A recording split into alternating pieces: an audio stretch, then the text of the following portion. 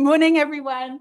Sorry that I wasn't here first thing, but I was listening online and it was great to catch the end of the conversation. And I think, Langa, huge thanks for sharing and kicking off that discussion.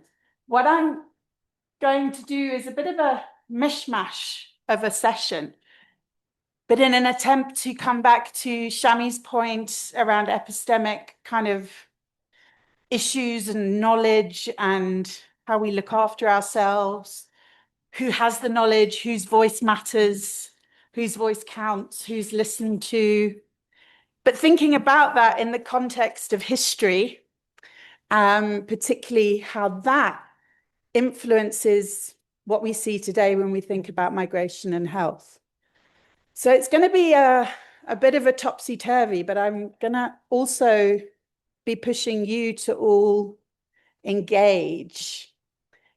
People who've done the health course module with me know that we have a session on global health histories and how that links to the ways in which we look at immigration and borders. So this draws on that, but it's not exactly the same. But those of you who I know did the module, I will be expecting you to be quick to contribute to the discussion, no matter how many years ago it was. Now, who's this? Who's this? This. I did think about coming in costume, but I realized I basically wear a cape anyway, so.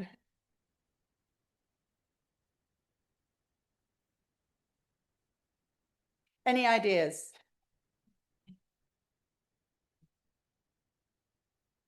Anyone online? I'm just going to, is anyone able to just moderate the Zoom in case?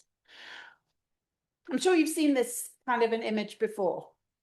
And if you haven't, it doesn't matter. Any thoughts? What does it make you think of? Sorry?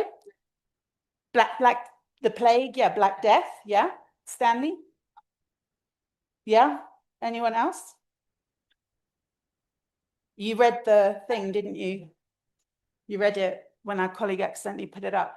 So this is it's Dr. Schnabel, I believe is how you say it, known as Dr. Beak. And he was a plague doctor in Italy. And this is an image from 1656. Why do you think he's wearing this outfit?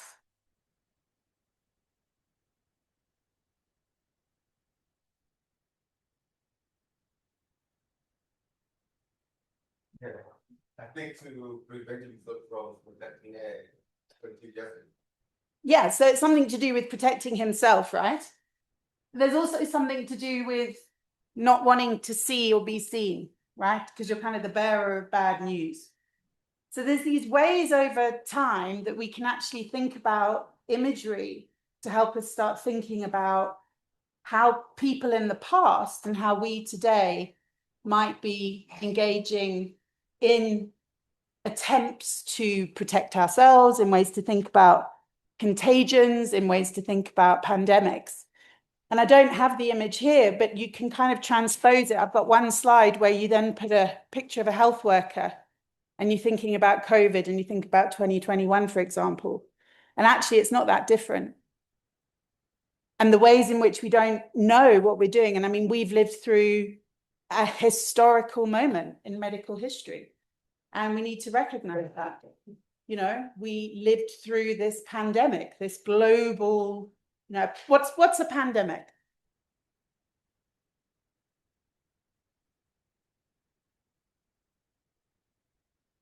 Anyone? You all heard this word for years. Tifa. I'm trying. I think it's a global health crisis. Yeah, so it's global. What's epidemic? What's an epidemic? Epidemic is a disease which is concentrated in one area. So it's where you have an outbreak of disease, yeah, of an infectious or communicable disease. So a disease that can be spread from one person to another in different ways. And in an epidemic, we're saying it's within one area, right? which could be a very large area, yeah? And a pandemic is when it goes global. So when we're thinking about epidemics and pandemics, what does that make you think of? We've talked about COVID and the Black Death. What else do people think about? TV showing it's Yeah. clearly showing. Yeah. So tuberculosis, does anyone want to remind us or tell us what tuberculosis is? I'm being very deliberate because I know not all of us come from a health background.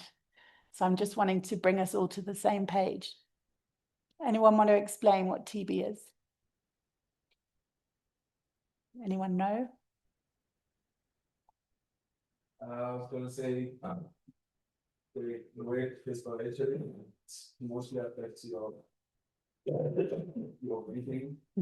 It's quite the virus. Is it a virus?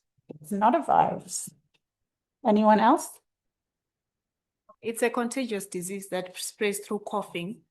Like when you cough, those small particles can spread to another. So if you're in a room with someone with TB, you can get it. So it's contagious.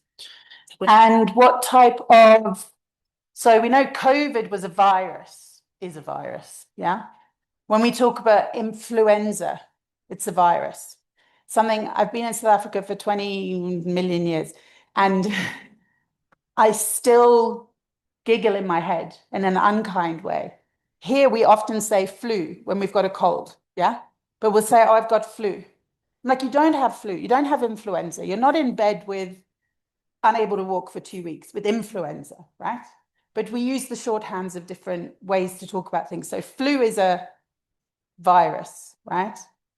Tuberculosis is, and I'm kind of now panicking because I know I've got some experts in the room, is a bacterium, a Bacillus tuberculosis. You see, you can tell that. How long ago did I study this? So it's a bacterium, but it's incredibly infectious. Now, I'm going to come back to, thank you for sharing. Nobody was wrong, right? But the word contagious, I want to keep that in mind, versus the word infectious, versus the word communicable, okay? They all mean the same thing, but they've got very different meanings associated with them, right? So let's just think about those words. So tuberculosis, brilliant. When we say HIV and then we say and AIDS, what do we mean by that? What's the difference? And is AIDS an infectious disease? Is AIDS, what's HIV and what's AIDS? HIV is the virus, whereas AIDS is the condition where your CD4 count is very low in such a way that it cannot fight any other disease that comes that infects you. Yeah. So you end up becoming very unwell from particular infections often that wouldn't necessarily make a healthy person sick, right? Or you see particular conditions that we'd often only see in the elderly or somebody who's immunocompromised. And we talk about it being a syndrome, right? Because there's no one symptom, all right? So if you are living with HIV and you're unable to access antiretrovirals, so HIV treatment, it means that your CD4 count, which is a way of measuring how efficient and effective and how strong your immune system is, how well it's able to fight the virus, once that's being challenged too much, it's unable to then fight other infections. And when those different infections all come together, it's what we call a syndrome. So AIDS cannot be transmitted, right? You can't acquire AIDS, but you can acquire HIV, which is the virus. And the reason I'm emphasizing that is, A, we should all be familiar with that language, but we also live and work in a region of the world where we all need to know and understand about HIV, about tuberculosis, right?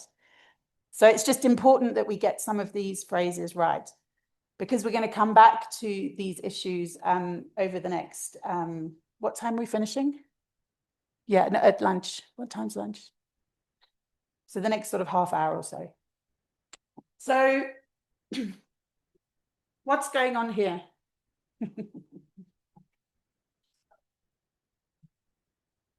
anyone know what might be happening here?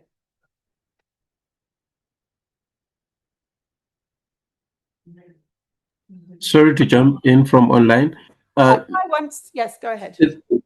Is this the I don't know the exact name, but is this the treatment of mental health issues, like an old one that they thought, I mean, not treatment, but they thought was the treatment. Yeah, but I don't remember the actual name. No, so it's called, you're right once more. So it's called trepanning. And basically it's been around since apparently like the Stone Age. And it's this idea that by tapping, hammering into someone's head, you can relieve pressure after an accident, but it can also assist you if you are suffering from what we would probably refer to today as mental health challenges, mental health difficulties, symptoms, because it was assumed that this would then release any kind of evil spirits or any ways in which your body has been possessed. Now, when we look at this, do we say that's ridiculous? What do we say when we look at that and when we think about 2025? I would say it's ridiculous, obviously, but I think that one of the interesting things historically when you think of epidemics and illnesses, the gendered nature of it was also particularly interesting because women historically were if they have certain diseases or sicknesses, the treatment was unequal in terms of how men get treated versus women. So I think in as much as we can appreciate the fact that medical sciences has advanced, the sort of epistemic injustices that permeate history but also find their way into the present is something that we also have to pay attention to. Yeah. The issues around gender being pervasive when we're thinking about health seeking and the way in which people are treated and listened to. Okay, anyone else?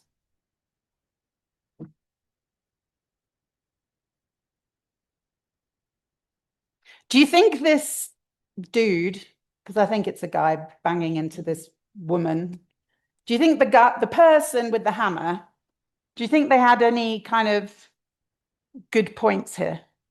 Were they onto something? How do we treat pressure on the brain? If you're in an accident and you have a brain swelling or fluid on the brain. Pardon? A drill, yeah. So yeah, a stent. So you either drill a hole or you might actually remove a piece of someone's skull. So in a way, when it comes to the accidents, you know, kind of onto something, right? Not necessarily the best approach to it, but onto something. What about this issue about mental health? Thinking that if I bang into your head, I'm going to be curing you of any mental health challenges you're experiencing. Was this hammering person onto anything?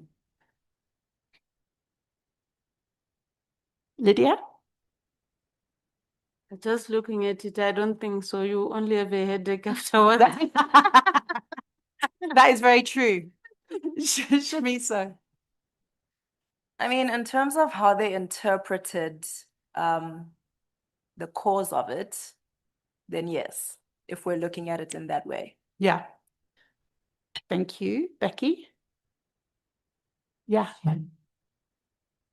I also think You're not allowed to cheat though. Oh no. Okay. Booked it up on AI. I also think that, you know, the understanding that we have about the connection between the mind and the body and physical pain and so-called mental pain, I think it's, you know, there's logic there in terms of the relief that we're having with that. So some kind of logic around the brain and the head, right? So something about our understanding this idea of not being okay, but in a way that we can't physically see. And somehow knowing that has something to do with your head, your brain, right? So in a way, they are onto something. Yeah. I'm not not saying let's go out and start hammering each other's brains. But really the point here is to remind us or tell us, it comes back to yesterday's conversations about the disciplines, right? And I wish we had a medical historian with us. or somebody who studies the history of social medicine, the social history of medicine. It's something that I do occasionally. I mean, I stopped studying history when I was in grade 8 or 9 or whatever I was. But there are times where I think that would be really cool, because basically you get to go to really amazing museums and look at mad things like this all day, right? But seriously, it's essential we think about it and understand where we've come in terms of knowledge, in terms of how far we still have to go when we're thinking about the human body and medicine and illness and sickness. But we also have to think about who was considered to be crazy in what they were doing, who was taken seriously. What did we laugh off and say, well, that's just absolutely ridiculous, but actually then realize maybe they had a point and they were onto something. So we've got a whole kind of mashup of issues around injustice, potentially, around who's listened to and who's thought to have something worth saying, right? But we've also got this whole thing about history. And history is essential when we're thinking about the disciplines and the ways in which we all need the disciplines in our work.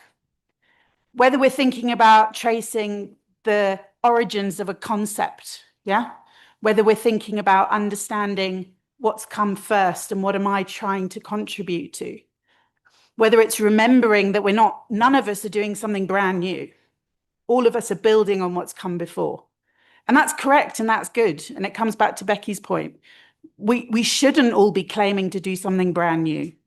It's basically that's an injustice.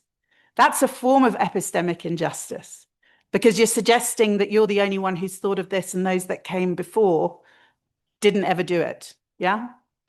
What else links to this idea of epistemic injustice when we're looking back in time? So when we're thinking of building our question, yeah, for our research, let's say, or we're thinking of designing an intervention, or we're working out how better to do some monitoring and evaluation. What does it mean to think back or not? What are we doing when we're trying to design those programs? Are we bothering to review what's come before? We should, right, to learn from it. But who do we choose to learn from? Whose experiences do we think are worth learning from? From so-called experts? From experts, so from what we call experts. Okay, from so-called experts, Tifa? Also the approach of approaching religious people or traditional healers. Yeah. Yep. So different kinds of ways of knowing and understanding, maybe. Lydia?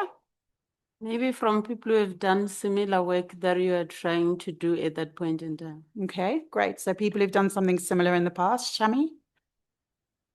I think with health, there's the temptation to gravitate towards like a biomedical understanding.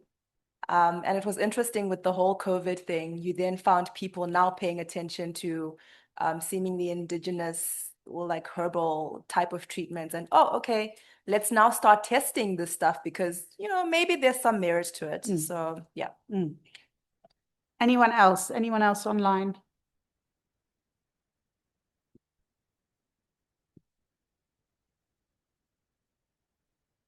Pascalia, I do really enjoy your description online. Sorry, Pascalia said, I don't have a button to raise my hand, but the picture looks like a doctor treating a patient who has mental issues with a hammer, unhappy face, which I think I appreciate. Thanks. Yeah, so it's about who we're listening to, right? So on the one hand, it is about what knowledge is considered important and relevant, right? And how we've moved over time away from this kind of social model of medicine and health and well-being into this more biomedical focused space, right?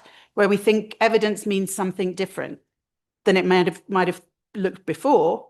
But what's most important is about who we're valuing and who we're not. And I think this is where we have to think about the sociological context and the history of that to understand why we sit where we sit today. Why is it that we talk about medicine, but for many people, that means going to a biomedical doctor in a biomedical institution? But they might also be somebody who visits a Chinese doctor, who also practices Reiki, who also goes to yoga classes, right? All of those are different and complementary interventions for your health and well-being, but we've been taken over by one particular model.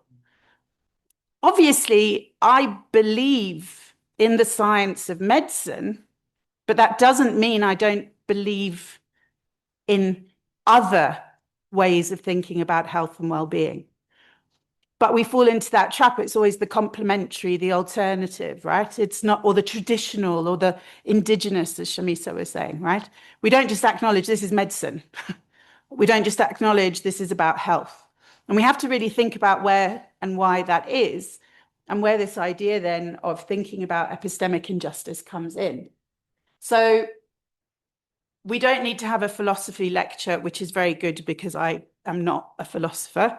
I had to study. Has anyone had to do or chosen to study philosophy during any of your undergrad or grad classes?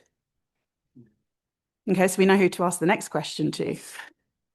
So when we talk about epistemic injustice, and I like this definition here, what do we mean when we're saying it's a philosophical concept?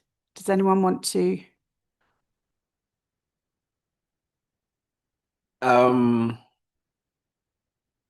Okay, so it's fundamentally it's about ways of knowing, right? Because there are two concepts that we often use. We use ontology, which means way of being in the world, and then we use epistemology. But within the context of settler colonialism, there are particular knowledge regimes that become undermined as a result of, instituting colonialism and violence, obviously.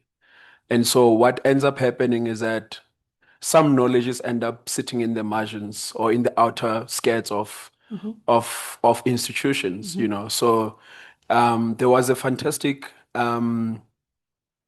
advertisement that Mad Lemon did a couple of years ago, where this traditional doctor this gentleman came with flu, and then he went to consult, and the doctor leaves the room and he goes into another room and he quickly makes Mad Lemon and offers it to him, and he suddenly becomes better. And then at the end of the ad, there are many people who are queuing outside.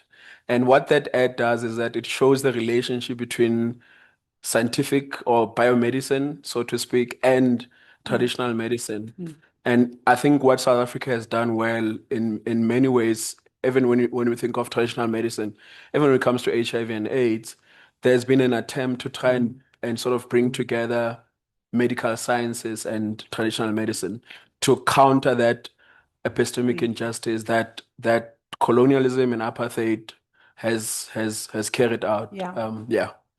Thank you. And does anyone feel, has that attempt to bring those two domains together, where we might want to talk about the biomedical, and then you were using the word of the more traditional, right? So let's just use those labels for now. Has bringing those together, let's think about the South African context or the context of where you're from yourselves. Has this been successful? Shamisa? I think not entirely.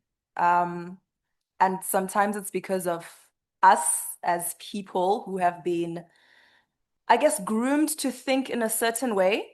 So if someone comes to me and they're like, oh no, you should try this herb, I'm more likely to, I'm gonna go to my doctor, So there's this thinking that maybe traditional is less than, and that's something that we've been taught to think growing up. So I think, no, it hasn't been entirely successful. Anyone else? Yes, Langa. I just wonder if it's not the history of medicine itself, that allows us to sort of have those certain thoughts, the way, I guess, biomedicine has been sold to us historically, just thinking about the power dynamics in the world and how we would think of certain things, that traditional medicine is less and, you know, the biomedicine is more. And then we have come to a place, I mean, if we think about HIV and fighting HIV and AIDS in South Africa and trying to bring in traditional healers and what it means in this particular context, I also wonder if it wasn't per se about, oh, we think traditional medicine is great, but more on, oh, people will go to traditional healers. How do we involve traditional healers in this context? Not necessarily we like you, we think the stuff that you do works, but we need to deal with HIV and AIDS. We know that people with TB or HIV will go to traditional healers. So how then do we bring them to the table, you know, to ensure that people on treatment, you know, take their medication? So we don't really like you per se, but we need you. So let's come to the table and chat. Thanks, Langa. And I think it is interesting when you know, HIV in the South African context in particular is a kind of, when you look back at it, and I say incredible deliberately, an incredible example of complete confusion about how do we respond to something. Because if you think about, we had the denialism of HIV, right? Which was driven through the Minister of Health, anyway, who then made us think, on the one hand, if I do just have garlic, lemon, and oil, right, and maybe some African potatoes, I'm going to be okay. But in one, that leading to people's deaths, it also meant that the benefits of those particular food types, which we know are good for well-being and health, right? We know they are, then became ridiculed on the other hand, right? So you ended up with this really like terrifying scenario where you were disrespecting everybody everywhere, right? So you had a government that was essentially disrespecting any knowledge generated from the biomedical community, many of whom were working with traditional healers in different ways, going alongside this approach that was actually belittling in itself traditional practice, right? We, many years ago, worked with some traditional healers who were, through the Department of Health, were working with people living with HIV, but also about how to support and encourage people to go for testing. This was sort of in the mid-2000s. And what was amazing is that you really saw that a healer would say very clearly to their client, their customer, their person, I need you to come back with your blood test result. I know there is something going on. I cannot treat you until you've gone and had that blood test. And it created a very interesting dynamic about the importance of those two systems in parallel and the different support that's provided. So no one was pretending to do everything. But, you know, today we talk about talk therapy, yeah? The importance of talking. One of the most important things that humans need is to be able to be listened to be heard, to share our challenges, particularly with a medical doctor, right? And that's one of the things that's the hardest to do. Anyone who's gone to the doctor, here I'm talking about a biomedical practitioner, even in the private sector where they charge us rands and rands and rands to go and say hello to someone, they just keep you longer only to charge you more, or they also chuck you out because they get more people in, right? And then you've got systems that are so overburdened there isn't time to speak to someone. Whereas a healer, because of the ways in which their practice works, but also the ways in which, and we'll talk something else at some point, hopefully, around the issue of the commercialization and urbanization of traditional medicine, which in itself becomes a whole other factor when we're thinking about migration and health. But the ways in which actually you have that time to talk or be spoken with, right? So it changes the relationships between the ways that the biomedical and the more traditional sectors provide in a complementary way to each other. So lots of challenges, and, you know, we haven't gotten to a point where we're working well together. But we also see how those forms of indigenous knowledge are then commercialized, right? And we know that, I mean, one of the biggest, malaria, for example, right? So there's a lot of treatment-resistant malaria. And there was something that in China, people were using as a natural, as it were, because it wasn't produced by a pharmaceutical company, to treat malaria. And that now is the next frontline treatment for malaria. But does that mean who benefited from that? We benefit if we get malaria, right? If we can access the drugs, if we can afford them, if they get here. But who actually had that knowledge? Where did it go? And how did it get used? So this is a whole, topic that we can go and talk about forever. But we have to think about it, because we fall too often in the trap when we're talking about health and migration, health. We immediately think, in the back of our heads, we are thinking hospitals, clinics, we're thinking doctors, nurses. We might bother thinking about occupational therapists and allied health professionals. But the immediate space, unless we're specifically working on issues around traditional medicine or complementary medicine or other health systems or other health or help-seeking behaviors, we fall into this trap, and all of us do it, and we need to be really careful about it. We shorthand it. We all need shorthands because otherwise there's too much to say all the time. But we need to remind ourselves that it's never just one thing. And it links to the fact that, health is political, right? Health is a political issue. And it is about our own moral positioning on why we think health is important. And this is where public health sits at a very strange interface, because it is based on, it comes from a point of belief and justice rather than necessarily from a point of proclaiming a kind of knowledge-generated positivist evidence base, right? Suraj. Just want to add a comment on the term you said about justice. That's saying of public health. But also justice in what sense? Everybody gets the same treatment, equal treatment. That's a form of justice. Or is it getting the best value for money? Is that a better form of justice in terms of using tax money? You might know, but if not, it might be surprising that public health is actually getting best value for your money. If you look at the definition of public health, it's bringing technologies and medicine that brings the greatest benefit to society. So during COVID, depending on the country and the context you believe, for example, in many European countries, the vaccines were only given to elderly population because they were having high comorbidities and less immunity and all those kind of things. Whereas in some other societies, they were not prioritized at all because, don't quote me, but they are closer to the end of their life. Why should we prioritize them in that sense?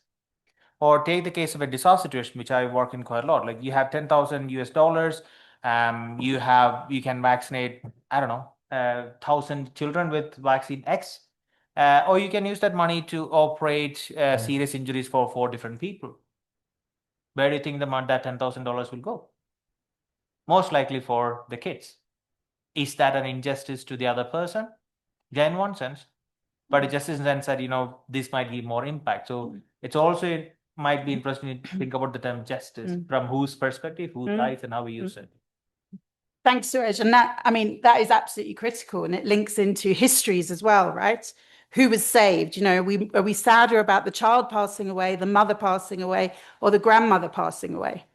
Are we sadder about all the children dying because they can't then work the land for us? Or are we just going to keep making more babies because we also don't have contraception, but we need people to work the land and look after us when we're older? Who gets the heart in a heart transplant? Who doesn't get the heart? Who's had to, I always say had because that's how it felt to me, had to take a course on health economics? So I did. Those of you who know how much I love numbers can imagine how great this experience was for me.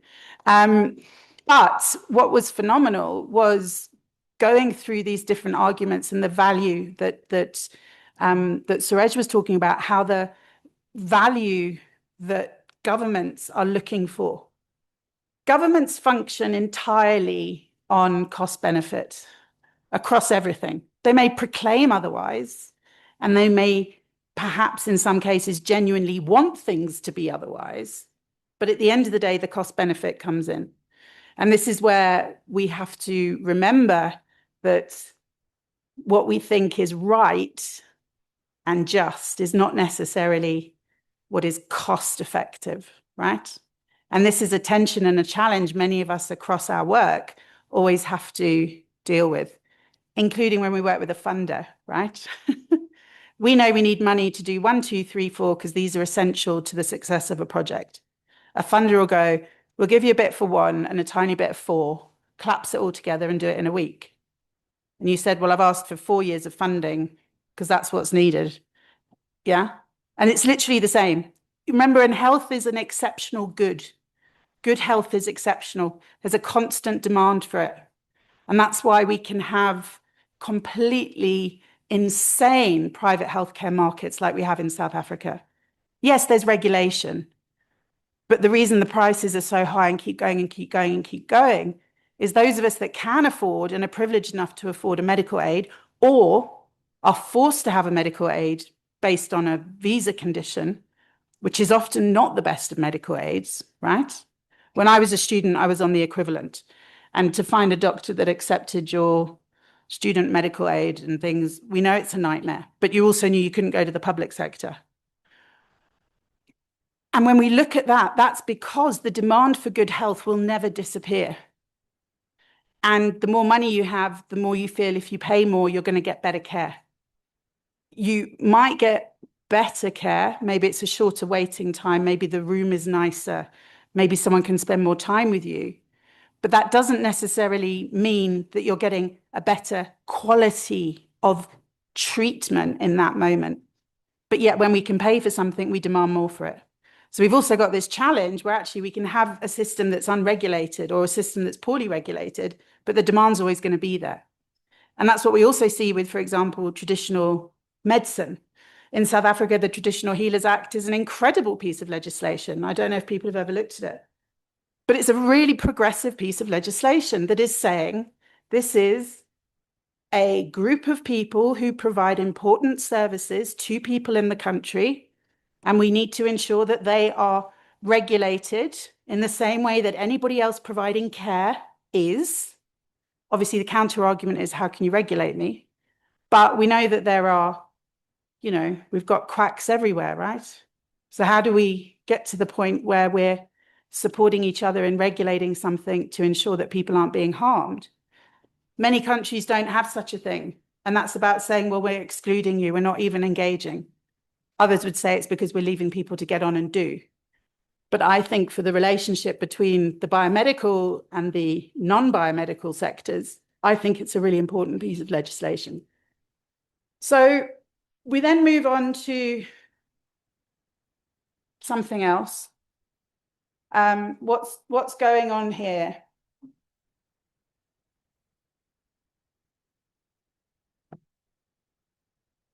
So everyone knows Vearey.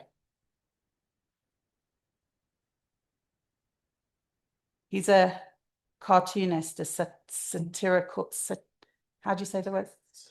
Thank you very much. Very famous in South Africa, for those of you that don't know. The date here, you can't see it, is March 2025.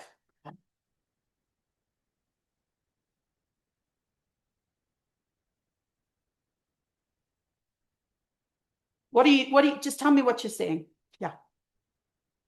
I think I'm seeing Trump.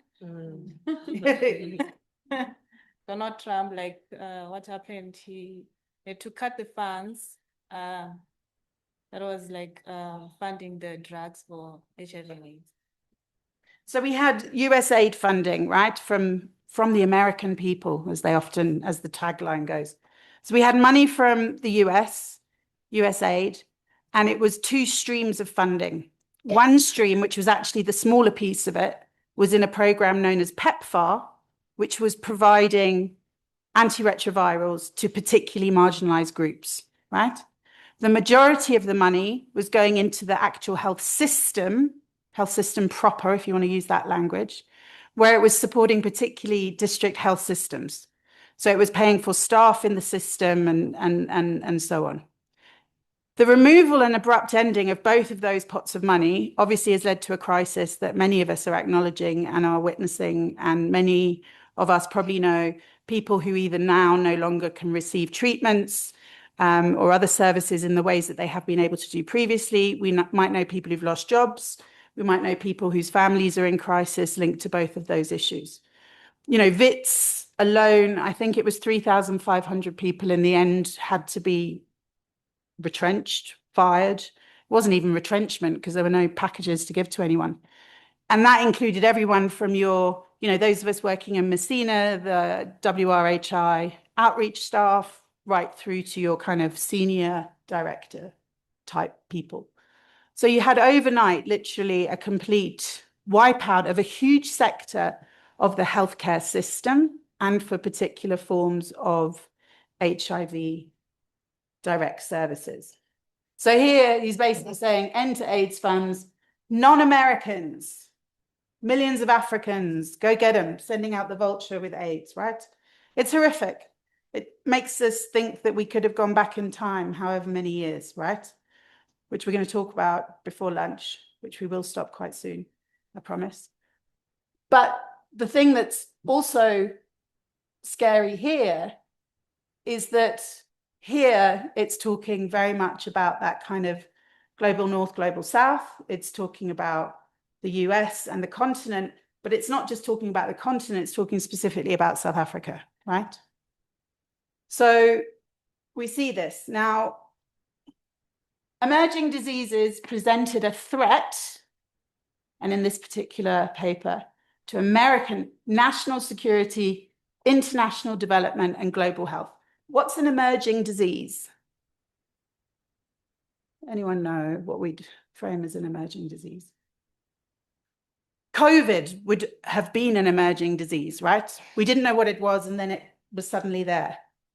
HIV, as we began to understand what HIV was and realized that actually it had probably been around a lot longer than we thought, but as HIV was emerging globally.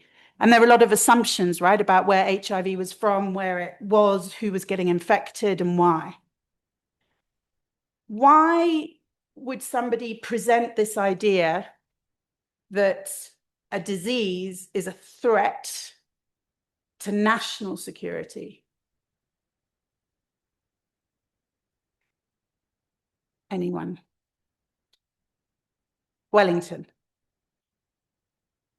Okay, thank you very much, Joe. To partly answer you, I will go back to that cartoon character.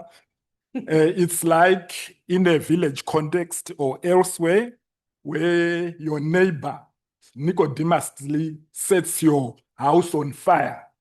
Then they come with a bucket of water to extinguish, to appear that they are being very, very helpful. This is quite historical. It's linked to the concept of a threat to national security. What a meaning. That's some form of symbolic violence where that meaning of threat, in whose context, to whom is it a threat? So let's go back in time, like we are linking it to what we're just speaking about in terms of epistemic injustice. So we have this HIV and AIDS pandemic. We have knowledge systems that were traditional, and then the biomedical approach.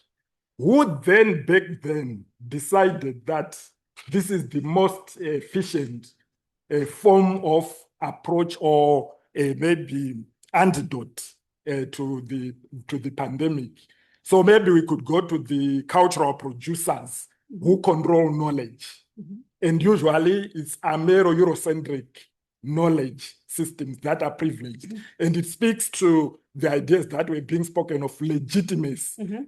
You even mentioned that traditional healers, there's legislation around use of traditional medicine.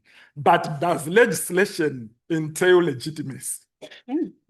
So if something is legislated, it can still be sidelined and not accepted on the basis of who defines that this is an antidote to AIDS, for instance.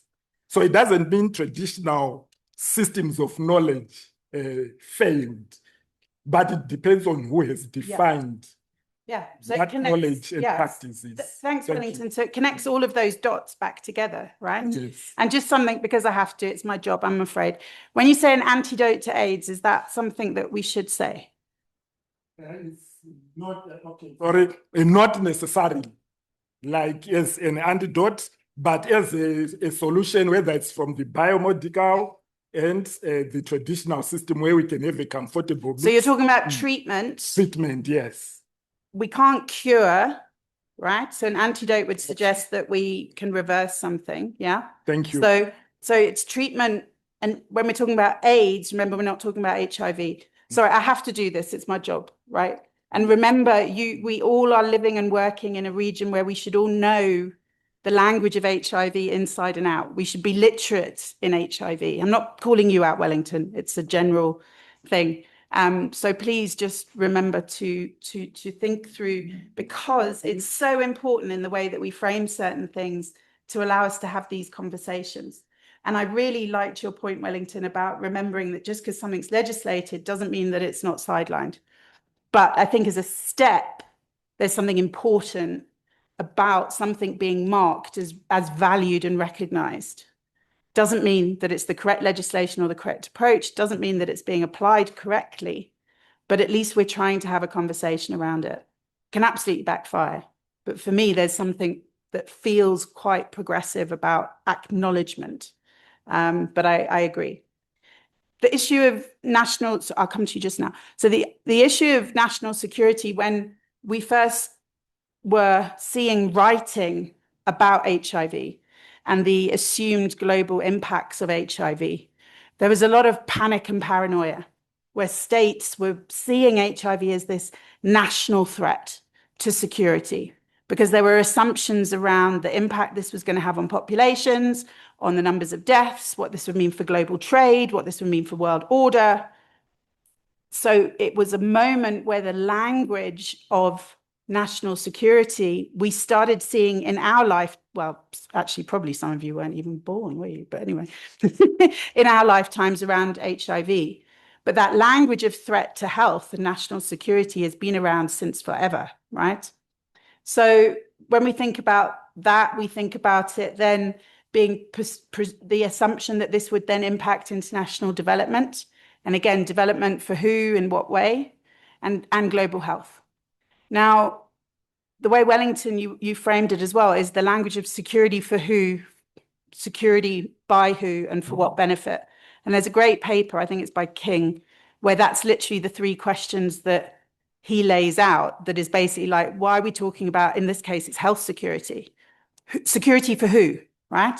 Is it security for me? Is it security for you? Like if I'm this side of the table and you're that side of the table and I'm coughing all over the place and we think maybe I've got flu, not a cold. You know, should I just be allowed to walk around and sneeze all over you? Or are you going to actually say, Joe, stay that end, here's a mask, yeah? So you're starting to use certain forms of security to think about our health and well-being. I'm going to do a couple more slides and then we'll stop for lunch. Is that okay? So this was from 2002, and I really recommend that you read this article by King. I'll put it in the box. I think I've put them in there if people are interested. So it's a great paper because he manages to tie all of these issues together, right? So he really takes the idea of the post-colonial world in the context of health, in the context of borders, and in the context of security. And he really says, what are we doing? This paper was written in 2002, which is actually 23 years ago. Terrifies me, but anyway.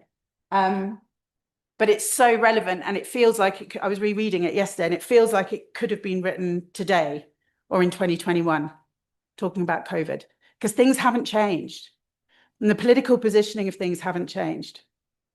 So when everyone got their overnight letters, because for most it was literally overnight, from the US saying, you know, thanks for partnering with USAID. They all also said, and God bless America. And I think, again, this really says something about this kind of world we live in around geopolitics. You know, the irony in all of this, because it's not ironic. That's the worst thing about it. It's just absolutely disgusting, right? But the kind of irony of like, oh, but we're good people still. We gave you this money, so we're good, but we don't want to give you it anymore. So, but we were good, even though the ways that we did that money and the ways that we tied so many conditions to that funding and the kinds of work that needed to be done that couldn't be done, particularly around women's health, access to safe termination of pregnancy, issues around sexuality, etc. So we can talk about the kinds of geopolitics of disease prevention continues within the world of health aid and development. So HIV, AIDS treatment will be given there, but not here. So what we'll do is we won't let you into our country because you're living with HIV. And remember, until a few years ago, there were countries that absolutely prohibited the movement of people living with HIV into that country. When the World AIDS Conference was in, where was it, in the US?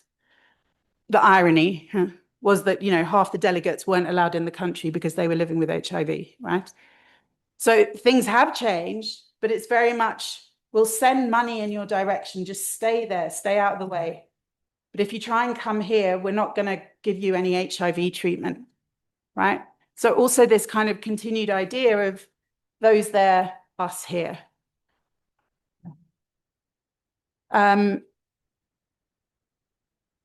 What does the word contagion mean? This is all linking back together. What do we mean by contagion? Does anyone know?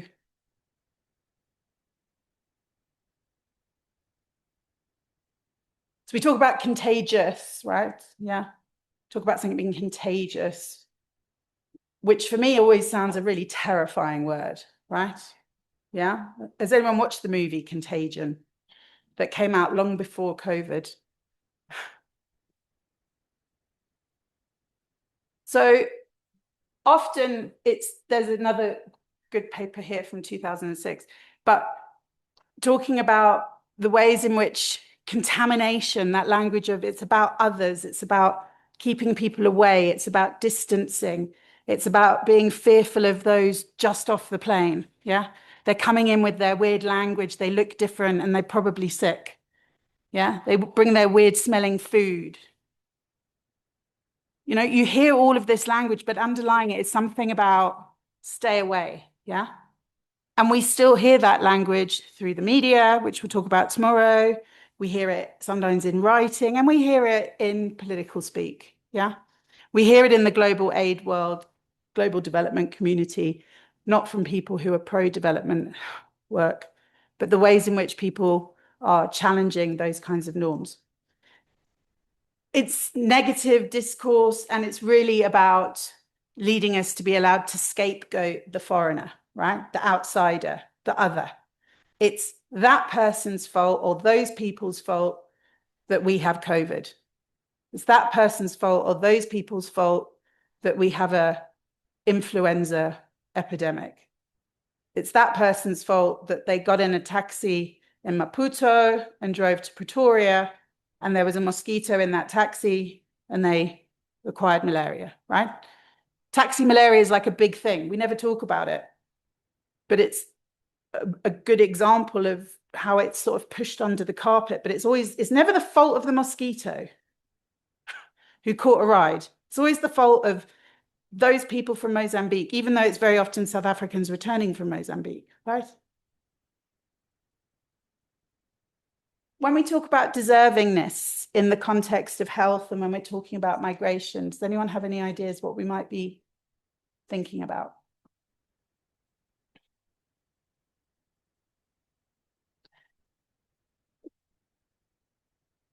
Now, deservingness is this idea of who deserves healthcare, right? Or who deserves aid, or who is deserving of support. And we know that we very often hear the ways that foreign nationals are spoken about migrants, whether you're from another province, from the other side of town, let alone from another country, whether you're holding a refugee permit, asylum seeker status. But we know that still today, people who are labeled, categorized as refugees and asylum seekers still tend not to be portrayed with any form of agency. The only agency that is given is that you're a criminal, right? If you follow the small boats debates in around the Mediterranean and these migrants being smuggled from mainland Europe or North Africa into Europe, i.e. France or the UK. And the language that they use would suggest that there's all these, it's a combination of two types of people who are just passive victims who just sort of somehow ended up in these tiny boats that must be absolutely terrifying, or they're like evil villains out to make money as smugglers. And we know that neither's quite right, yeah? It's more complicated than that. But when choices are limited, the choices you make are still demonstrating agency. And we often forget that. But the only agency provided by the media or the politicians is that, well, they're all on their way to be big criminals. So whether we're talking about somebody crossing from Zimbabwe, whether we're talking about somebody coming to South Africa from Somalia, whether we're talking about somebody coming from anywhere that isn't considered to be a global north high income country. Even though if we're going to talk about drug smuggling and gun running, we know that those cartels operate beyond the African context, right? But that doesn't come into the debates. So the issue around genuine and deserving versus fraudulent and abusive, as in they're taking things that they shouldn't, needy and helpless, rather than recognizing people are autonomous and independent. So all of this is about a very paternalistic approach on the one hand. Yeah, we'll tell you what you can and can't do because, you know, you obviously don't know what to do yourselves. But it's also about a justification for restricting access to certain services. It's a justification for the way in which others are treated. So when we talk about othering, we're talking about that idea of those there and me here, the others versus me. You're different to me, so therefore you're the other. I'm definitely not the other, I'm the one. And it's about me having my own panic about my own identity and me separating myself from you. So that's where we see, you know, sometimes the language around, you know, xenophobia or anti-foreigner sentiment. Often it's about that idea of a threat to oneself and feeling something that rather than trying to say, oh, life is changing, the world is changing, I'm going to distance myself further and stigmatize you. And it comes out in public discourse, political, legal, media responses. And the most dangerous thing is about the fact that not only does it create, but it reinforces the idea that migrants are different. And it's this reinforcement that is the most challenging thing to undo. We also know that at the level of service delivery, at the level of policy discussions and debates and the generation of policy, how this kind of othering finds its way in. It's very small, so don't worry, but also just to say that there are many different ways that foreign nationals in different ways are positioned as another, that we will treat people as separate, distant, and disconnected from the host community. You often hear, oh, they haven't assimilated. They still cook their own food.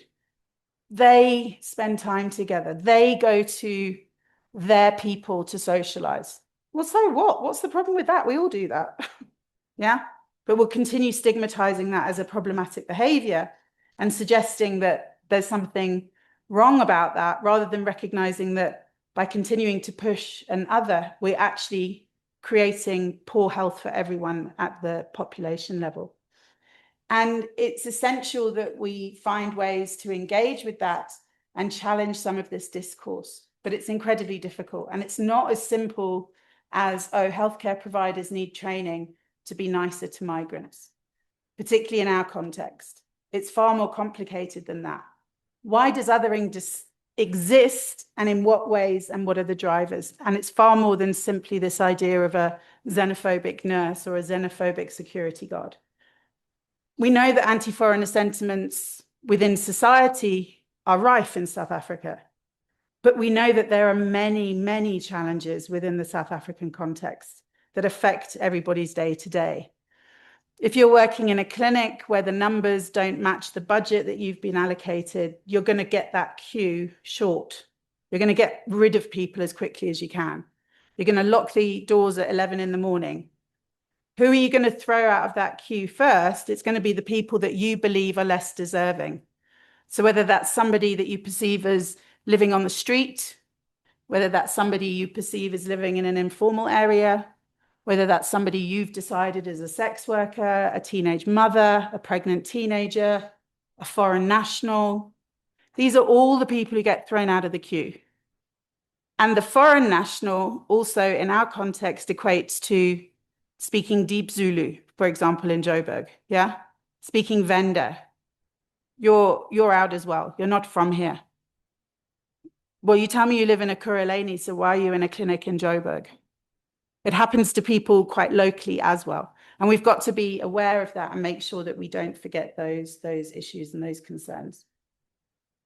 So just to end now, and we'll see, we've got the PhD and postdoc and pre-PhD inputs this afternoon, but we might come back to a bit of this on Friday as part of another input if there's time. But I just wanted to end with today with thinking about the word quarantine. So it actually comes from Italian, who knew this, but quattro being 4. So it's about the 40-day period that it was presumed you had to keep people isolated on a boat as they arrived in Venice, in the port of Venice. And the idea was you keep people there for 40 days to see if they show symptoms of plague, right? So this was back from 1377. And the first quarantine was actually established in what is now Dubrovnik in Croatia. And that was in 1377. So we had the language of quarantine, the language of sort of knowing something about infectious diseases, knowing something about communicable diseases, and this idea of quarantine.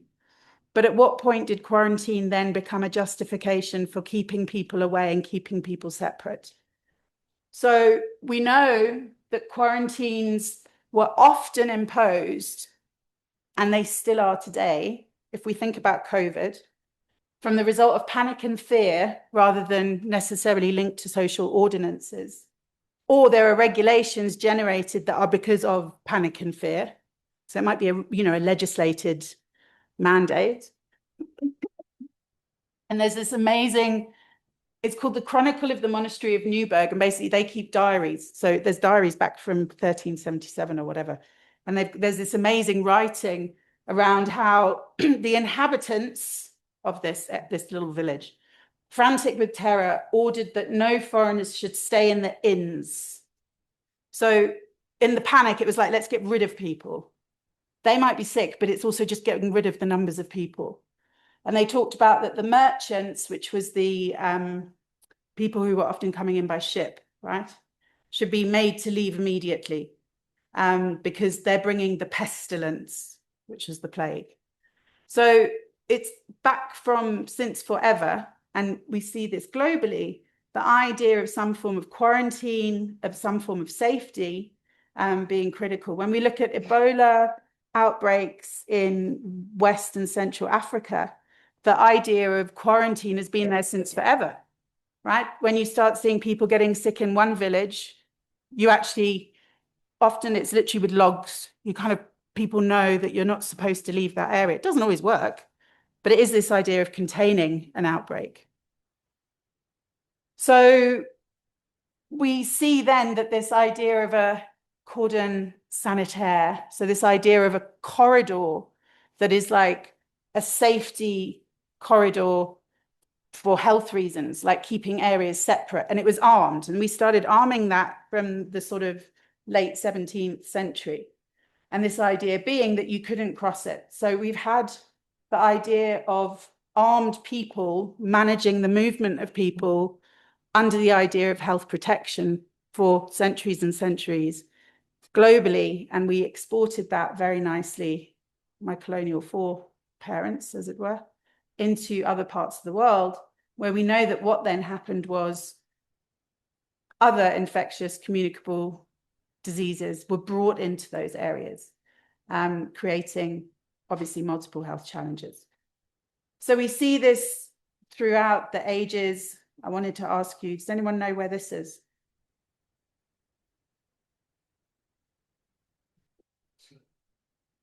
Or when it might have been?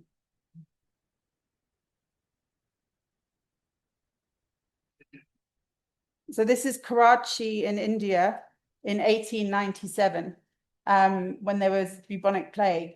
And basically they created these segregation camps, but you can imagine who was put in the segregation camps, right?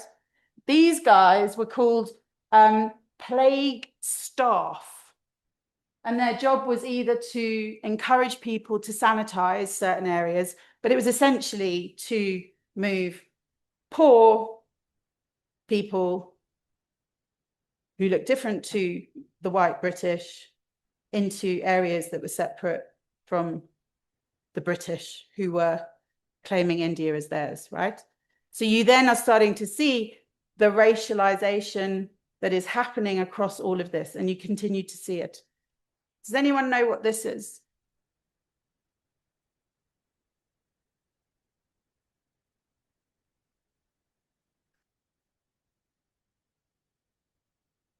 Anyone know what this is? This.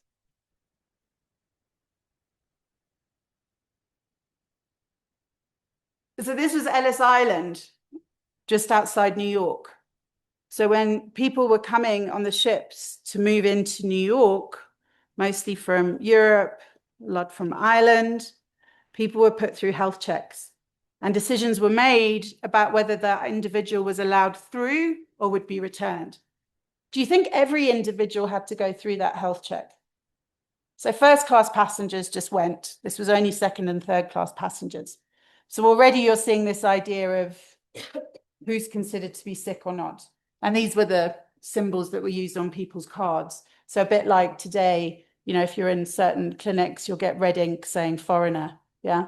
Or you'll get, you know, on your ID number, foreigners would get an extra 1 or whatever it might be. So it's ways of seeing who's kind of considered healthy, worthy, or being othered and thrown out. So obviously that practice ended in the mid-1950s, but it is a legacy to how that practice occurred. And now we just don't see it, but it's happening every day. It's happening at airports, it's happening in visa processes. And so we are seeing a different version of this, but it's not disappeared. I will end with this just to say what was going on back in, I can't even read my own, 1905. So this was looking for, this was in London, trying to see if somebody had bubonic plague, because you can look for the bubos or whatever they're called, the big swellings. And this is the photo that I think encapsulates for me most perfectly South Africa's response to Zimbabweans moving across the land border between Bait Bridge and Messina. Because even though it's a thermometer, it does look like a gun. And for me, the imagery of that is quite, what's the word? Stark. Because I think this is how many of us see the way that borders are managed in different ways. So I'm going to leave it there. And it's really just about wanting to encourage us when we're talking about issues around migration, borders, health, to keep some of these issues in mind. When you're reading or engaging, think about the words that you use as much as the words that somebody else is using, that I use, that somebody else is writing, that we're reading. What languages are things written in? Who's got the voice? Who's saying what and why? And who's listening to what's there? So Shamiso, you get a breather because Shami's going to be responding to this, but we'll give it a breath. And I think maybe we can kick off this afternoon after lunch with just a few reflections, a bit like we did with Langa's session, before we move on to hearing from our other colleagues.